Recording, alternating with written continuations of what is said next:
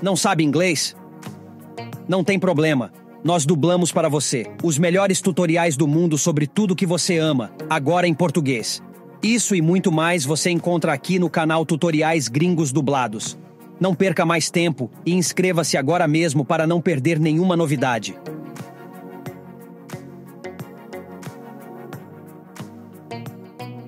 Olá a todos! Neste tutorial, vamos falar sobre o recurso de mesclagem bidirecional no iClone 8, que permite ajustar a mesclagem de uma transição de forma bidirecional para obter uma correspondência otimizada de movimentos. Se você ainda não assistiu às duas primeiras partes desta série de tutoriais, assista a elas primeiro para entender melhor esse recurso. Vamos começar com esse cenário simples, com dois movimentos aplicados a este personagem. A primeira coisa que você vai notar é que a transição não é muito suave. Se avançarmos na linha do tempo, você verá que ele dá um salto adiante um pouco no segundo clipe. Vamos ver como corrigir isso.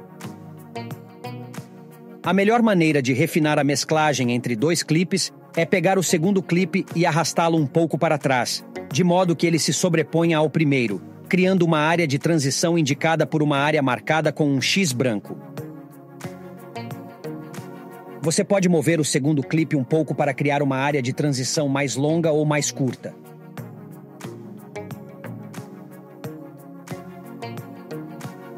Se você movê-lo para que não haja sobreposição, haverá simplesmente uma área em branco entre os clipes, e o movimento do seu personagem manterá a posição do quadro-chave no final do primeiro clipe até que outro clipe comece. Cada clipe de movimento no iClone 8 terá pequenos gizmos em forma de triângulo no canto, que você pode usar para ajustar a duração e os resultados da mesclagem da transição. Se eu mover o triângulo superior do primeiro clipe um pouco mais cedo na linha do tempo, o movimento entrará na transição para o último quadro-chave um pouco mais cedo. Observe que, com o gizmo de transição colocado mais cedo, no final do clipe, o pé esquerdo estará firmemente plantado e ele estará inclinado para a frente. Isso indica que a transição para o primeiro quadro do segundo clipe está ocorrendo mais cedo, mesclando-se ao final do primeiro clipe. No entanto, não há mesclagem no segundo clipe, então ele não é afetado. Se revertermos o cenário removendo a mesclagem no primeiro clipe e, em vez disso, alongando a área de transição do segundo clipe, teremos um resultado diferente. Se fizermos isso, observe no final do primeiro clipe que o pé esquerdo ainda não está firmemente plantado e ele ainda está um pouco inclinado para trás. Isso ocorre porque a mesclagem está toda configurada para ocorrer no início do segundo clipe. Portanto, a última pose do primeiro clipe será mantida por mais tempo. Cenários e movimentos diferentes exigirão tempos e comprimentos de transição diferentes, mas, neste caso, a mesclagem é bastante simples. Se eu trouxer o segundo clipe de volta para sobrepor o primeiro novamente, a área de transição cruzada aparecerá novamente. Posso ajustar o tempo como fiz antes, clicando e arrastando as bordas da área de transição para obter os melhores resultados de mesclagem para meus dois movimentos. Não há uma solução única para todos os casos aqui. Diferentes movimentos em combinação exigirão tempos e mesclagens diferentes para obter o resultado ideal. Por exemplo, em cenários como este, que envolvem um personagem pulando e pousando, o tempo pode ser um pouco mais complicado.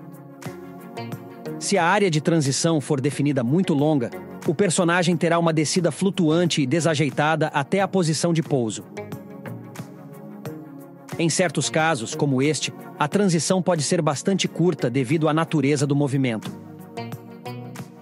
Queremos manter a natureza dinâmica do tropeção para frente após o pulo. Então o tempo pode ser um pouco mais rápido. No entanto, queremos garantir que não mesclamos os detalhes desses movimentos. Pode ser útil alterar a velocidade de reprodução na linha do tempo para algo mais baixo, para que você possa ver a reprodução em câmera lenta. Isso geralmente ajuda a determinar o nível correto de mesclagem em clipes de movimento que têm uma transição dinâmica, como esses dois. Você também tem um controle mais detalhado sobre a área de transição usando os presets do editor de curvas. Para ajustar isso, basta clicar com o botão direito no clipe de destino, o que abrirá algumas opções, como ease in e ease out. Por padrão, a curva de transição é definida como linear. A opção ease in significa que haverá uma transição mais intensa em direção ao final da área de transição, enquanto com a opção ease out, mais da transição ocorrerá no início. Há também um controle deslizante de intensidade, que pode determinar a severidade da curva. Se usarmos uma transição ease in e aumentarmos a intensidade, você verá que o equilíbrio do nosso personagem se move um pouco para trás. Isso ocorre porque com um valor de ease in mais forte, a curva será mais íngreme e a maioria da transição ocorrerá nos últimos quadros, enquanto os primeiros quadros da transição terão apenas uma pequena mudança. Se eu diminuir o valor da intensidade, a curva de transição se espalhará de forma mais gradual sobre a área de transição. O resultado é que, no mesmo quadro, ele estará inclinado um pouco mais para frente, indicando que mais da transição já ocorreu. Isso geralmente cria uma transição mais suave e gradual, mais próxima de uma transição linear. Um valor final aqui de algo em torno de 60 segundos criará uma transição mais dinâmica e rápida para o segundo clipe na segunda metade da área de transição.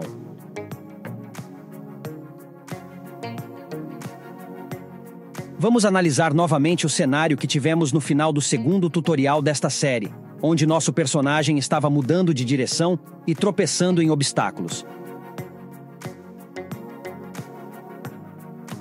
Podemos seguir essencialmente o mesmo processo aqui, arrastando o segundo clipe para sobrepor levemente o primeiro e criar a área de transição, e então ajustar o comprimento dessa área para uma mesclagem mais suave entre os dois movimentos.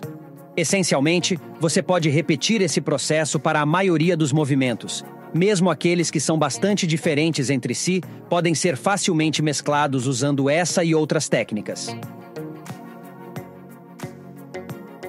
Esses são alguns dos recursos básicos de edição de movimento que são novos no iClone 8 e foram adicionados para ajudar a economizar tempo em suas animações e tornar seu fluxo de trabalho de edição de movimento mais fácil e eficiente. Obrigado por assistir a esta série de tutoriais, pessoal. Espero que tenham aprendido muito e nos vemos no próximo vídeo. Até logo! Este vídeo é um oferecimento da BMM English Communication. Imagine uma cena em que uma criança de apenas 2 anos entrega um bilhete à sua mãe afirmando: "Já sei ler, escrever e até mesmo a gramática. Agora, por favor, me ensine a falar." Você já presenciou algo assim? É algo surpreendente. Porém, na realidade, as crianças aprendem primeiro a falar, dizendo papai e mamãe antes de aprender a ler e a escrever.